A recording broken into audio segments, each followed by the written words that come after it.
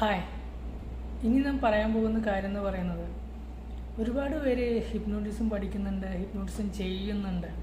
അവർക്ക് വേണ്ടി എന്തെല്ലാം കാര്യങ്ങൾ ശ്രദ്ധിക്കണം എന്നുള്ളതിനെ കുറിച്ചിട്ടൊരു അവയർനെസ്സാണ്. കാരണം ഈ പറയുന്ന കാര്യങ്ങൾ ശ്രദ്ധിച്ചു കഴിഞ്ഞാൽ ഏതൊരാൾക്കും വളരെ സിമ്പിളായിട്ട് ഒരാളെ ഹിപ്നോട്ടിസം ചെയ്യാൻ സാധിക്കും. ഹിപ്നോട്ടിസത്തെക്കുറിച്ച് ഒരുപാട് തെറ്റിദ്ധാരണകളുണ്ട്. ഒന്നാമത് ആ തെറ്റിദ്ധാരണകളൊന്നും മാറ്റുക എന്നുള്ളതാണ് മെയിൻ കാര്യം. രണ്ടാമത് നമ്മൾ ആരെയാണോ ഹിപ്നോട്ടിസം ചെയ്യാൻ പോകുന്നത് ആ വ്യക്തിയെ കംഫർട്ട് സോണിലേക്ക് എത്തിക്കുക എന്നുള്ളതാണ്. അപ്പോൾ അതിൽ മെയിൻ ശ്രദ്ധിക്കേണ്ട കുറച്ച് പോയിന്റ്സുകളുണ്ട്. അപ്പോൾ ഞാനത് പാർട്ട് 1 പാർട്ട് 2 ആയിട്ട് വളരെ ശ്രദ്ധിക്കേണ്ട കാര്യങ്ങളെക്കുറിച്ചിട്ടുള്ള വീഡിയോസ് ചെയ്ത് ഇടാൻ ശ്രമിക്കാം. ഓക്കെ, അപ്പോൾ തീർച്ചയായിട്ടും അത് കാണുക.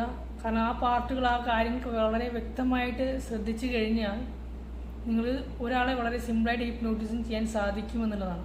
പല ആളുകളും ഞാൻ ഏറ്റവും കൂടുതൽ ഉപയോഗിക്കുന്നത് എൻ്റർടൈൻമെൻറ്റ് മേഖലയിലുള്ള ഹിപ്നോസിസിനെ കുറിച്ചിട്ടാണ്.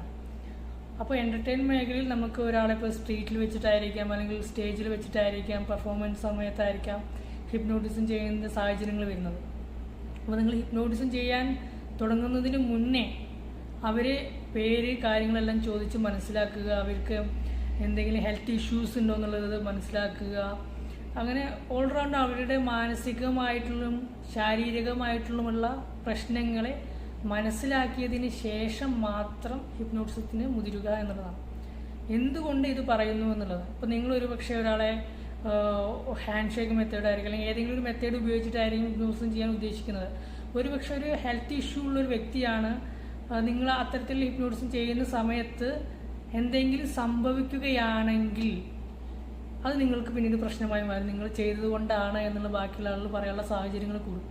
അപ്പോൾ അതുകൊണ്ട് തന്നെ അവരുടെ ഹെൽത്ത്, മെൻ്റൽ ആയിട്ടുള്ള പ്രശ്നങ്ങൾ ഉള്ള വ്യക്തികളാണെങ്കിൽ തീർച്ചയായിട്ടും അവയെ അവോയ്ഡ് ചെയ്യുക എന്നുള്ളതാണ്. അവരെ ഹിപ്നോട്ടിസം ചെയ്യാതിരിക്കുക. നല്ല മാനസികമായും നല്ല ഹെൽത്തുമുള്ള ഒരു വ്യക്തിയെ മാത്രം ഹിപ്നോട്ടിസത്തിന് വിധേയനാക്കാൻ ശ്രദ്ധിക്കുക. ബാക്കിയുള്ള കാര്യങ്ങളെക്കുറിച്ചിട്ടുള്ള ഞാൻ പാർട്ട് 1 പാർട്ട് 2 ആയിട്ടുള്ള വീഡിയോസ് അപ്ലോഡ് ചെയ്യാൻ ശ്രദ്ധിക്കാം.